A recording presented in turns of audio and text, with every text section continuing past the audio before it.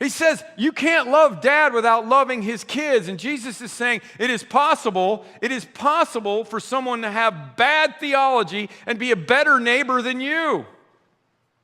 And we see that today. We see philanthropy in the world, these people that are coming along and their theology is terrible, but they want to help people. Why aren't we doing it? Why is it that Christianity almost has the negative connotation? Chaz, one of our pastors, sent me this. He found this bumper sticker yesterday on a car. God protect me from your followers. Shouldn't it be the opposite of that? I mean, shouldn't everybody be excited when their neighbor becomes a believer, becomes a Christian, because that's going to make them a better neighbor? Listen to Doreen's story.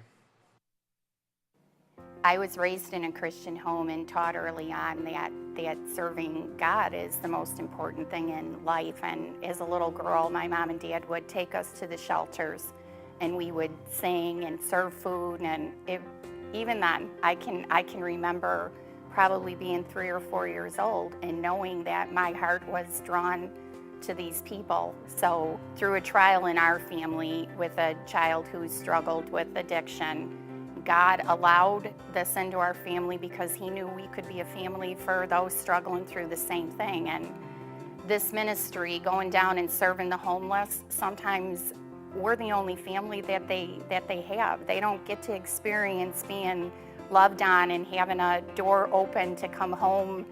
You know, for me, it was an opportunity to go down and show the same kind of love that I prayed if my child ever needed that someone would do for him. So I started going down and serving the homeless. It started out that my husband would drive down with me and I would find them anywhere. And I would get out of the car and I would take a blanket and I would tuck people in and just tell them Jesus loves you and give them a sack lunch. And from there, it started being that they would meet me and there'd be more, and there were 10 and 20 and 30, and we started going to the street estate in Van Buren where now we can serve up to 400 people that come, and all of the people that now have gotten involved. It's so much more than serving the homeless. It's the relationships that volunteers have built with them and with each other, and it's amazing, it's beautiful, and it's an honor to serve in his name.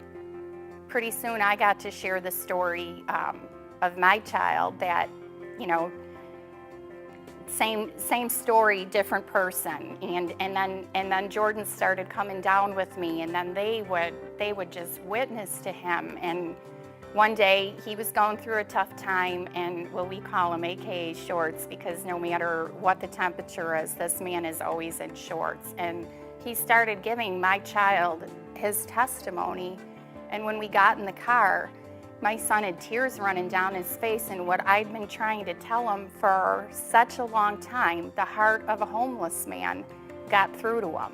You go down there and you get the opportunity to talk about church and talk about Jesus, and pretty soon I started having people asking, like, well, Doreen, would you ever like get a van or a bus that you could come and get some of us and come to church? And so sure enough, Christmas was the first time that we got to go down and pick up a group of them and come to church. And from the start, they were so welcomed by our church. They were just accepted, just as they were. And now every Sunday we have a group that comes. I have been so honored to be in the baptismal pool with quite a few of them that now have been baptized and given their life to the Lord, knowing that when they went in that water they weren't perfect, but it didn't matter.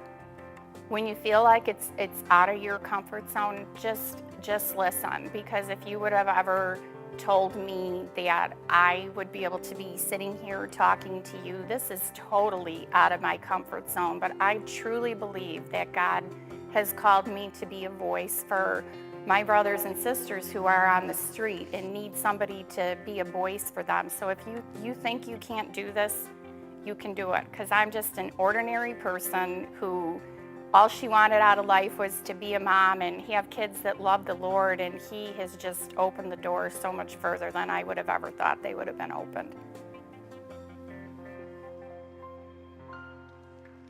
Yeah, that's cool, isn't it? Love Doreen. Passion greater than comfort. That's what it boils down to. Seeing people. Who do you literally have to walk across the street to avoid? It could be a street person. Could be, it could be an older person in your neighborhood. Could be that quiet person in your office that just needs somebody to listen to them.